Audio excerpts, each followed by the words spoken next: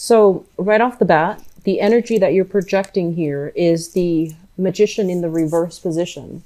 A lot of the times, this basically indicates, the speech, the ways in which we can convince others to come on board with our ideas, the ways in which we have to like somehow withhold the truth or distort the truth in order to present a specific situation, in order to present a case. And a lot of the times, as it relates to communication, this card also means, deception. It can also mean not being able to speak our truth in a way that we want. So there is some external constraints, basically, on your ideas, on the way that you project yourself into the world. There might be some blockages when it comes to, higher ups not being receptive to what you have to say.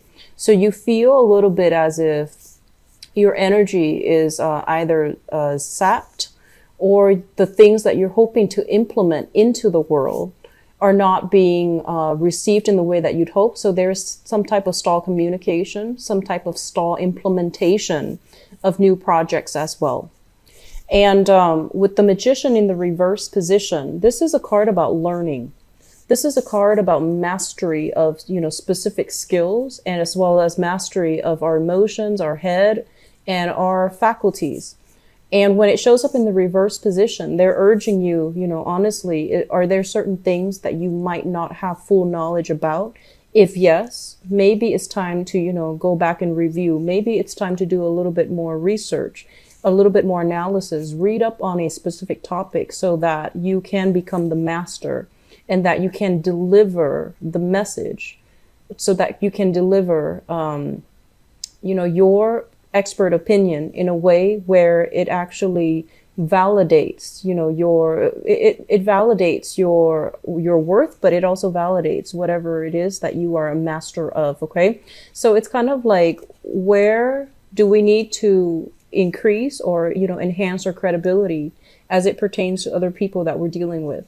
So I do feel that, this is a card that is urging you to master some specific skills so that you can achieve greatness in the world. As it relates to your second house here, we do have the Justice card in the reverse position. So the second house deals with income. And with the Justice card in the reverse position, a lot of you might be in, legal disputes. A lot of you might be in a work environment where you feel almost as if, hey, I'm doing a lot of the work, but for some reason, my compensation is not exactly, what I feel that I'm worth. So with this card as a major arcana card showing up in the reverse position as well, they're pretty much urging you to right a wrong. They're pretty much urging you to, really think about the job that you're doing, the work that you're doing, as well as how you're able to make your income, and to figure out if there is a way you can ask for a salary, if there's a way, salary increase, if there's a way that you can even, apply for new promotions, and where are you selling yourself short when it comes to, how much you feel that you are worth. So the Justice card, once again, this is pretty much about imbalances. And in your finance sector, there are pretty much imbalances as well as it pertains to, monetary gains, what's coming in, what's leaving. So be a little bit careful about, frivolous spending for this month. Be a little bit more careful about, like decisions that were made regarding finances that are not well thought out. So these two areas in your chart, it basically means that, you might like, see the wrong sense of worth in something, and you might need to look at the situation further in order to figure out, where are you spending your money, as well as what your long-term goals are. So I feel like putting away money in a savings account would actually be really, really good for you. If you haven't started that, it's a good time for you to start planning that and start thinking about that, because I feel like, money might be siphoned in the wrong avenues. Okay. So third house, communication. We do have here the 10 of Cups in the reverse position. Linked up here with the Magician, it's situations where, emotionally speaking, you might not be able to communicate your thoughts in a succinct way. So it might be, emotions overriding logic, where you are emotionally worked up, either, feeling very emotionally elated, and then you're not able to think in a coherent way, and you're not able to verbalize yourself in a coherent way. So both of these things go hand in hand, where I do feel, burst of angers. And Aquarius don't get mad very easily, and they make a lot of allowances for people overall. You make justifications, and if someone approach you the wrong way, oftentimes you're like, you make allowances for them. You say it to yourself, like you might justify it as, oh, he or she probably had a bad day. But I feel like this is a card in which you're not able to communicate well, mainly because you are emotionally worked up, or you are emotionally disappointed at a person, and you might not be able to speak to them in a manner that is rational. It's more like on the emotional front. So be very careful about communication. And I feel like, this is an ongoing thing. It harkens back to January's reading, where I feel like you're a little bit irritable when it comes to dealing with people. And especially for those of you who are, dealing with a lot of clients, a lot of either like a lot of clients, a lot of inquiries from other people, or dealing with, customer service. And I do sense as well that you want to tone down the communication. At the same time, in a professional environment, we're supposed to be very, very neutral, right? We have to train ourselves to conduct ourselves in a way where we are very objective, very platonic. So it would behoove you to try to, cultivate this type of a persona where you're not letting your emotions run amok, and you're able to communicate despite these emotional, difficulties. Okay.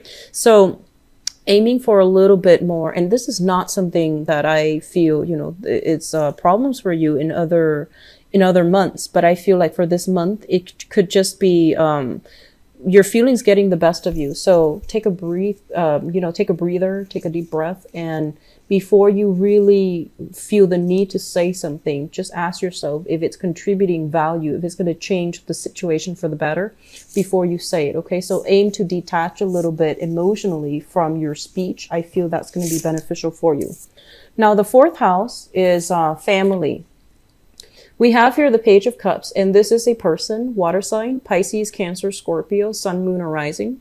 This is somebody in your midst that you're either sharing space with or dealing with, on an everyday basis. And they could also be a member of your family, or even a person that you are, sharing quarters with, for example.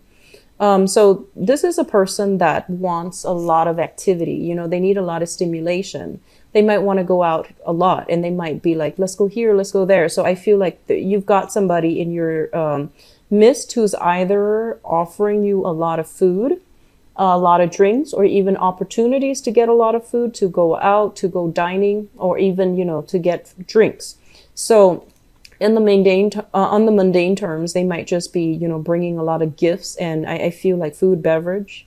And then in other ways, I do feel like you are dealing with a person specifically that might want, and it's linked up here with the Ten of Cups, that might want to create a family with you, that might want a relationship with you, and that might want, more commitment from you. So I feel like this is an energy coming through from a person that is potentially a water sign, and they want to build a family. They're working at building a family, a home life with you. Fifth house here, we do have the Three of Cups, and this is a very, very good card about, jovial energy, having fun, social dating, social flirtation as well. Falling in your fifth house, which is the house of fun, excitement, recreation, creativity. It's a very, very good card, which basically denotes that there will be ample opportunities to meet up with friends, to meet up with this isn't just an acquaintance card. This is a card about having emotional connections to the people that you're with. So, like meeting up with your best friend, having a really good, either girls' night out, guys' night out, and having just a really, really good time where you feel appreciated, where you feel like you have a very strong emotional connection with the people that you're going out with or dating. So it's a great card for singles who are looking. It's a great card for dating, and they're urging you that there will be many, many dates happening for my Aquarius for this month. So it's a very good card. And I usually think of this card as like reconnecting with best friends, reconnecting with people that you have a very strong emotional bond with. Okay.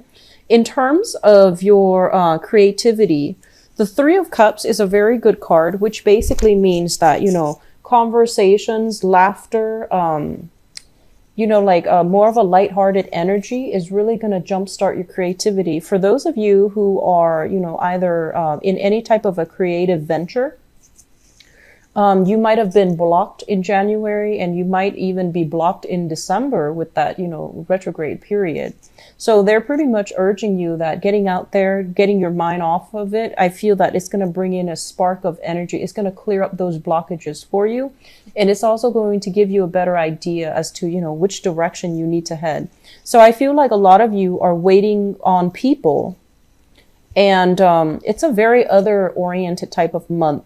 And I feel that you're waiting on people, and you're waiting on decisions from other people. Where do we go? What time do we meet up? Working out the logistics behind going out. And I do sense that it's going to be a little bit taxing for you guys because you're very, very independent. But I feel like you're making time for the people that are worth it, which is a great thing. So you're not going to be too alone this time of year, and especially for this month. Okay, there are a lot of outdoor activities, even social engagements that you must attend. And in the process of attending these social engagements, I feel like they are work related and also friendships related. Okay, so it looks good. Sixth house deals with work. We have here the Ace of Pentacles, which indicates to me brand new projects. Okay, brand new clients, brand new projects, brand new prospects that are made available for you. Usually when I see this card, I think of it as like, landing a really good client and then starting to build the rapport with the client. This is also like brand new projects that are emerging, and, somebody's like, hey, we have this brand new project happening. Do you want to be on board? And so you can decide to turn it down, or you can decide to go with it. So overall, it looks very, very good. And if for some of you, if you've been stalled in January, if you've been putting in a lot of work in a situation and you're not seeing any end results, I do feel that on the work sector, things are going to start to clear up. And I feel that it's going to be happening through, professional networking. Social media networking comes up too often with this card. And especially for those of you who are dealing with any type of publishing, I do feel that coming in for you as well in the work front. So publishing, meeting up with people, linking up, as well as having new opportunities related to creativity, writing, even like funding, research, grants, and things like that. Your mind is going to be very sharp. And I do feel that, even like creative blocks or even writer's blocks, those things are going to clear up for you. The other thing I want to mention as well is I feel like some of you are going to be coming into contact heavily with coworkers. There is, for those who are single or attached, there's a lot of flirtation. There's a lot of chemistry on the work front. Okay. So, it's available for you as well. And I feel that, you shouldn't mix business with pleasure, but things happen.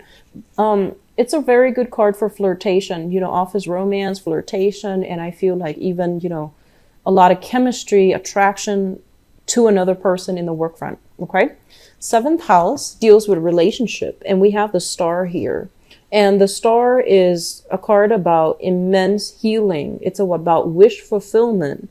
And it's actually about, feeling very, very good, feeling spiritually uplifted, feeling spiritually realigned, because I feel many of you have a relationship partner in the mix. Okay. So if you are in a relationship, I do feel that you're going to have better sense of where the direction, the relationship is headed, which direction the relationship is headed. You're going to be showered with a lot of love and affection this month, where you start to, whatever hangups you've had from previous relationships, I feel like you're going to be able to heal from it. Okay. So it's a very good card. It's a very positive card. It's also your card. It's a card of Aquarius, the water bearer. This is, the other thing that shows up with this card here is, I feel like some of you might have felt, kind of like alone. Okay. So if you're single right now, you feel almost as if you've struggled through a lot in past relationships, and you feel like you couldn't really affect the outcome. You couldn't really conjure, manifest, relationships. And I do sense as well, there might have been some disappointment or dealing with people that might have been a little bit more, devious, manipulative, controlling, things like that. And I do sense that you're going to be able to heal from those past relationships, okay, for this month, because the energy that the work environment and your friends and associates are bringing in, it's restoring your faith in your self-worth. It's restoring your faith in yourself as well as how you see yourself. So there's a lot of healing taking place. Others of you who are dealing specifically, with an Aquarius. So I do sense there's going to be a renewal, some type of wish fulfillment, feeling very loved and appreciated by this person. So if you're dealing with another Aquarius, this is a card of Aquarius here landing in your relationship house. So I'm inclined to say that either way, it's going to be, there will be a lot of reciprocity. Moving forward, 8th house, joint finances. For the sake of this reading, let's do joint finances. I feel like some of you are joined up financially with a water sign. So this is a Pisces, Cancer, Scorpio, Sun, Moon, or Rising. You might be sharing living expenses. You might be sharing bank accounts. You might talk heavily about, financial planning with this person. When it shows up in the reverse position, this is not somebody who makes, practical decisions based on finances. This is also somebody that might, they might feel a little bit entitled to your money. So for example, if you're pooling resources together, they might feel like, oh, what's mine is mine, and what's yours is also mine. So there's a little bit of unfairness here, rebalancing that needs to happen in your finance sector, and especially if you are linked up financially with a water sign. Okay, something to keep in mind about, because like I said, the main focus of these readings is to touch on all areas of our lives and to see which areas are a little bit troublesome or a little bit weak, because the problems are going to start to exacerbate if they're not taken care of early on. So for February, I feel like your financial sector, as it relates to another person, it needs to be re-examined. It needs to be squared away, and it needs to be readjusted in a way where it's fair for both parties, because I feel like you're dealing with some type of the brunt of the financial responsibilities, and the other person is not shouldering the weight or not chipping in their fair share. So I feel like that's what's happening here. 9th house, education, travel. We have here the 2 of Cups, and the 2 of Cups here is basically, as it relates to education, this is a situation where we feel like, hey, I've attained that diploma. I've attained that, certificate. I've graduated. Why am I not able to find the types of job that I want? And so I do sense for some of you, you're either thinking about, like you're having some type of intense readjustment period, or, rethinking whether or not you want to continue a course of schoolwork, or you have recently graduated and the work environment, might not have been very welcoming. So, the job market might not have been very robust. So it might have been very difficult for you to find work. You might have no trouble finding just work, but in terms of like your career, you might feel almost as if you're staying up very late, trying to, find the right jobs, trying to see what's available, trying to be the first person to apply for a job. And you feel that like, I feel like you sense that despite all the education, why am I not landing the jobs that I'm meant for? Why am I not able to find jobs that really stirs my passion? So in terms of long distance travel, I feel like some of you are trepidatious, like hesitant about taking some type of a long distance trip, because it basically means that, you might not be able to be close to your partner, your significant other.